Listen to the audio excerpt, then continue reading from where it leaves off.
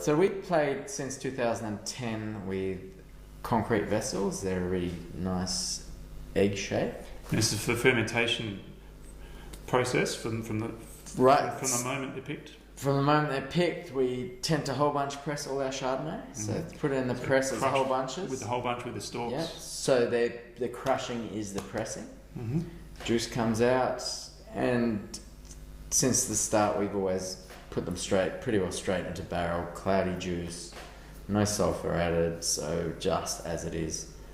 Ferments away in barrel, we'll eventually finish fermenting the sugar into alcohol. So you get that oak influence from the oak barrels coming through while it's fermenting. Yeah.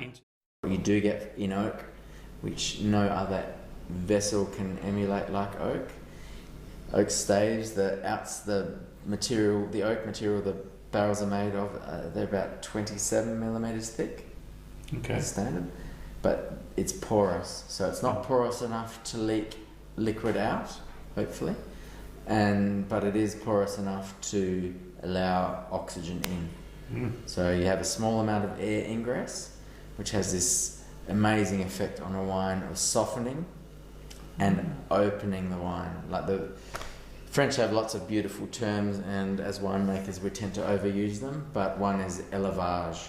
So the time in barrel is élevage, and it means the wine is elevated. Yeah. Put a wine in stainless Chardonnay, unoaked Chardonnay in stainless steel is always edgy and it's tutti fruity but hard. Okay, so more fruit, but more hard acidity and things like that. So there are two distinct effects of aging in barrel. One is it rounds the wine, it softens it with that slow oxygen ingress. And people have tried to emulate it with micro-oxygenation, so technology that doses oxygen at similar levels. Tiny bubbles of oxygen going into the wine while it's fermenting. But it's usually dosed at various intervals. And it has the effect of softening the wine, but the wines, I've only seen it in Shiraz, but it's at other wineries I've worked at in Europe. And the effect is it's never the same as treatment, extended period of time in barrel. So you don't do oxygenation, you use the barrels to get that effect. Yeah. And also flavour. Yeah. But then I've always thought the oak flavour, even older barrels, the oxygenation, it's quite a powerful aging tool. Like it puts a very strong wine-making stamp on the wine.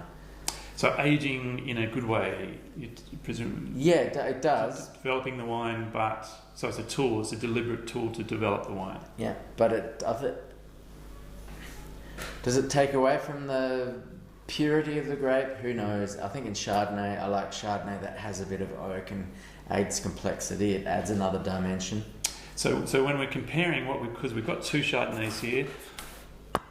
So the normal Chardonnay we just call the Ngeringa Chardonnay. It's off our Summit vineyard, and it sees about 20% new oak. It did in 2013. So you have the oak influence. New oak, on the normal Ngeringa 2013 Chardonnay. Yeah, and then we've got the Elliptic Chardonnay, which is 100% fermented and matured in the concrete.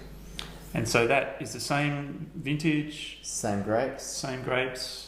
The major difference is the fermentation vessel. It's not in that oak barrel. Yeah. It doesn't get the oxygenation. It doesn't get the oak influence and the flavour from the oak. But it's more of a purity and a leaner style. Is that right? It comes across as a leaner style. So we tasted them together last night, and it really has this. The acidity is on paper the same, but it looks more acidic, it looks tighter, the fruit looks fresher, and you don't have, but it's in many ways a simpler wine because it doesn't have the complexity of the oak, and it definitely looks, I wouldn't say harsher, but it's much tighter on the palate. More focused or concentrated. Yeah. So it's a great comparison to see the difference between oak influence. There's basically no other variations between these two wines. So tasting these two against each other, you can really see the influence of oak with the same variety and what an unoaked using that term, inverted commas, I know Chardonnay, but you seeing what oak influence has on a great Chardonnay from a high altitude, cool climate biodynamic vineyard that we have here. Yep. What we're starting to see, so 2013, that's a good 3 years old now since harvesting. I'm starting to see really subtle honeycomb flavours coming through, which is an aged character. Whereas I'm sure that's there in the barrel fermented version as well.